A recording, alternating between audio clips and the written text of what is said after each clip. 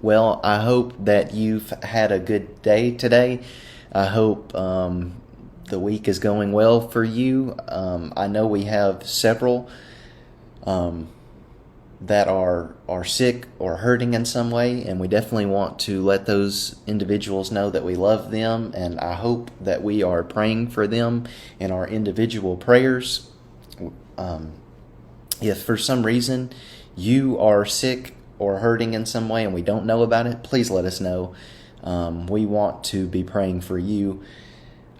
I don't think we have any announcements tonight, so we can jump in. I hope you're excited to have this opportunity to study the Word of God. That's a great opportunity that we have. So I hope that we will not take it for granted, but I do pray that we take advantage of it. We're in Ecclesiastes chapter 10. That's where we stopped last time. We stopped somewhere around verse 13 or 14, I think. So my plan is to finish Ecclesiastes chapter 10 and get into Ecclesiastes chapter 11. We're almost done with the book.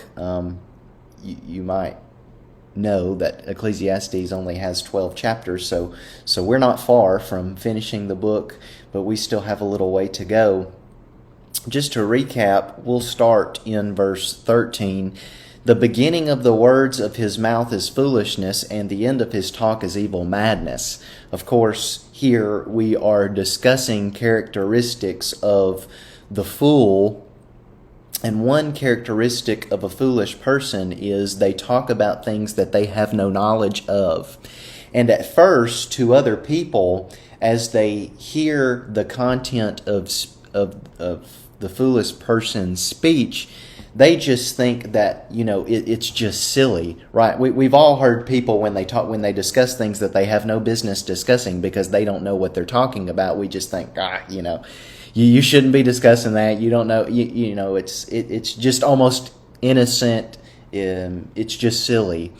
But as that person begins to continue to talk and talk and talk and talk and talk about things that they have no knowledge of, it doesn't seem silly anymore. It almost seems insane. Well, so it is with the foolish person according to Kohelet in verse 13. But notice another characteristic of the fool. The fool is very loquacious. A fool multiplies words, though no man knows what is to be and who can tell him what will be after him. So apparently the fool talks about things that he just can't even possibly have knowledge of. It's not that he needs to go research something more, or he needs to go have some conversations with people that actually know what they're talking about. The fool discusses things that he can't possibly know about or ever have the hope of knowing about. He discusses the future. And of course, the problem with discussing the future is we cannot be certain of the future. The toil of a fool wearies him. Well, this is another characteristic. Work seems to make the fool tired. Well, why is that? For he does not know the way to the city. So apparently the fool cannot find his way back to his own city. Now, notice, a person can usually tell if someone is wise or foolish based off the content of their speech, but usually if someone is a fool, their actions will give them away also. What exactly is the fool doing? What's the action? Nobody knows, but the image seems to be maybe the fool is on his way home from work and he gets lost and he keeps traveling and traveling and traveling, and eventually, he'll stumble back on his city, but when he gets there, he's exhausted because he got lost and just couldn't find his way home. Maybe that's the image we're to have. I'm not really sure. Notice verse 16. Woe to you, O land, when your king is a child, or your king is a youth. Now, I will say, better to have, Kohelet has already said, a young wise king than an old foolish king. So it doesn't seem to be the case that Kohelet would, try to discourage a land from having a king that is in his youth. But let's keep reading. Let's hold that thought. And your princes feast in the morning. So it seems to be, the idea with this king is, with him being a child, it seems to be more of the idea of immaturity. Woe to the land that has an immature king that doesn't know what he's doing.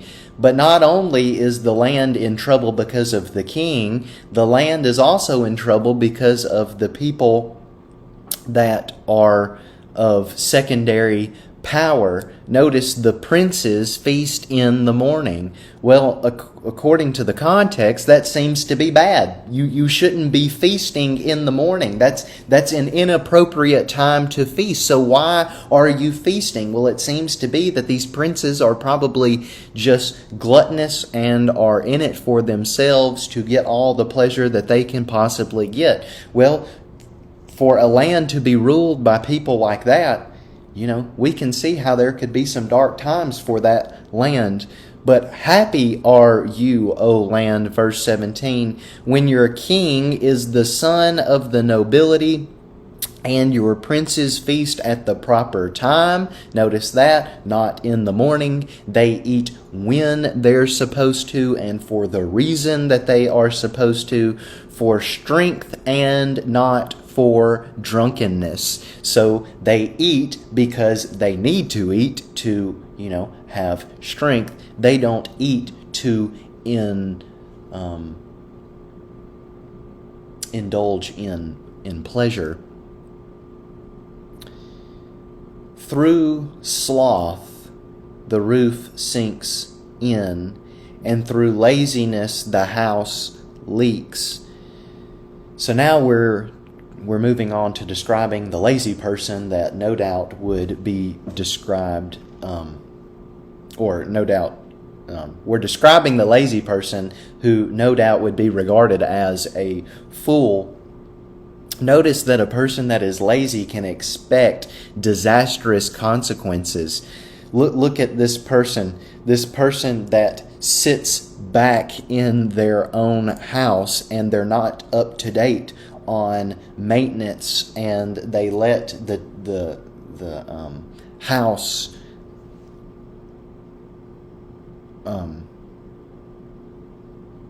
don't you just hate it when you lose a thought, when you're thinking about something and another thought comes into your mind and then you forget what you were talking about? We're talking about the house. Notice the house, the condition of the house continues to deteriorate because this person refuses to work in their own home. The roof caves in, and it is because of laziness. Notice, bread is made for laughter, and wine gladdens life, and money answers everything. Now, after we read verse 18, we would expect Kohelet to favor hard work, favor a person that is on top of things and gets things done. But before we can, sort of perpetuate that belief, verse 19 kind of slows us down. Verse 19 kind of, tells us pump the brakes on that idea for a second, because notice, bread is made for laughter, wine gladdens life, and money answers everything. It takes money to buy the bread. It takes money to buy the wine. It takes money to buy the simple pleasures of life. So on the one hand, Kohelet says, don't be lazy, but don't kill yourself. Enjoy the sensual pleasures of life. That's where you're going to find, at least an illusion of meaning in your life. We've already seen this idea in the book. This isn't new. Verse 20 Even in your thoughts, do not curse the king. Okay, the king is the supreme ruler of the land, right? He is dangerous because he has power. You do not want to be on the king's bad side.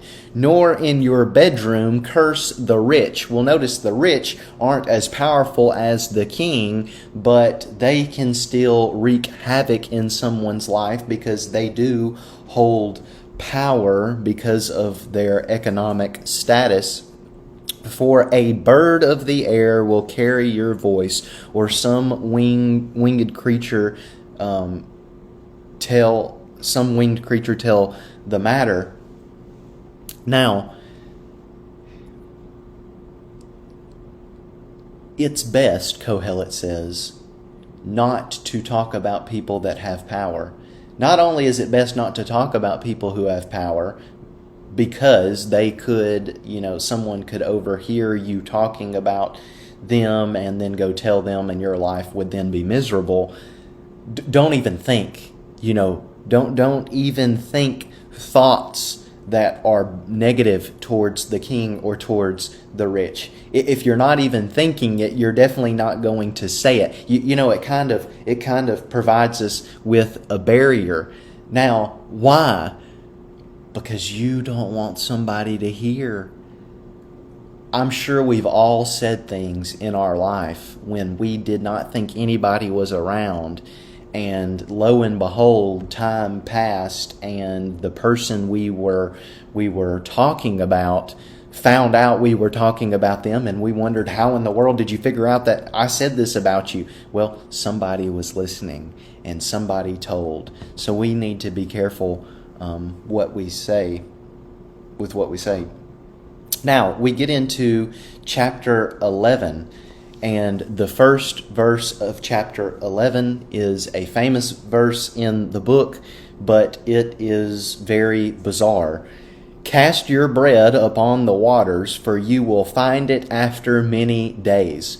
Okay, so no doubt verse 1 is very proverbial in nature, but it is bizarre. Why is it bizarre? Okay, let's say you take your bread and you do cast it on the waters, and let's just say you find some comfort in the fact that you may find your bread even after throwing it up on the waters. Well, what good is soggy bread? What good is waterlogged bread, even if you do, in fact, find it after many days? So this is just, it's very weird. It's very bizarre. What is the meaning of this? Well, a traditional interpretation has generally found this verse to refer to charitable giving. Give. It's good to give, and if you give, those blessings might find their way back to you. In other words, by bestowing a blessing upon someone else, you yourself might be blessed in return. Maybe this verse has to do with charity. I'm not sure. Some other commentators tend to think this has to really do with business, that is, in making business transactions. Bread would refer to some type of commodity of exchange. Go ahead and trade that precious commodity because you might benefit from it in the end. So in other words, if we're to look at verse 1 from a business point of view, take the risk. Now, again, it's just hard to tell from the context what Kohelet has in mind. Notice verse 2, give a portion to 7 or even to 8, for you do not know what disaster may happen on earth. Well, verse 2 continues the theme of uncertainty. Now, notice in verse 1, cast your bread upon the waters. Why? Because you may, in fact, find your bread again in a couple of days. Now, you may. it's uncertain. You can't be sure of it, okay? That's why there's some sort of risk involved with doing it. But notice the idea of uncertainty in verse 2. Give a portion to 7 or to 8, for you do not know what disaster may happen on earth. In other words, we as human beings cannot control what is going to happen in the future. We cannot really even predict what's going to happen in the future because we live in a world of uncertainty. Now, again, if we're to look at verses 1 and 2 in the context of charity, then, diversify your giving when you take part in charitable giving. If we're to look at it from a business point of view, diversify your transactions. Don't pour all your money into one thing. This makes sense, right? Don't pour all your money into one thing, because if you do, something terrible could happen and you could lose everything, right? It's better to divide your money up, to put your money into different things. That way, if one of those things were to go under, you are still safe. Really, we need to just come away with the theme of uncertainty. Verse 3, if the clouds are full of rain, they empty themselves on the earth. And if a tree falls to the south or to the north, in the place where the tree falls, there it will lie. Okay, Kohelet gives us two realities from nature that are pretty straightforward, right? When clouds are full of water, they are eventually going to expel that water on the earth. If a tree falls, it's going to stay where it fell, right? Now, why does Kohelet tell us this? Well, remember, from verses 1 and 2, we're presented with the theme of uncertainty. Well, now in verse 3, we're kind of presented with the theme of predictability. So there's some things that we can be sure of, some things we can predict, but, we still live in a world of uncertainty. Okay, what does that do for us? Well, let's keep reading. He who observes the wind will not sow, and he who regards the clouds will not reap. Okay, while there is a certain element of predictability in the uncertain world that we live in, if you sit around and wait for the best circumstances, you're not going to get anywhere in life.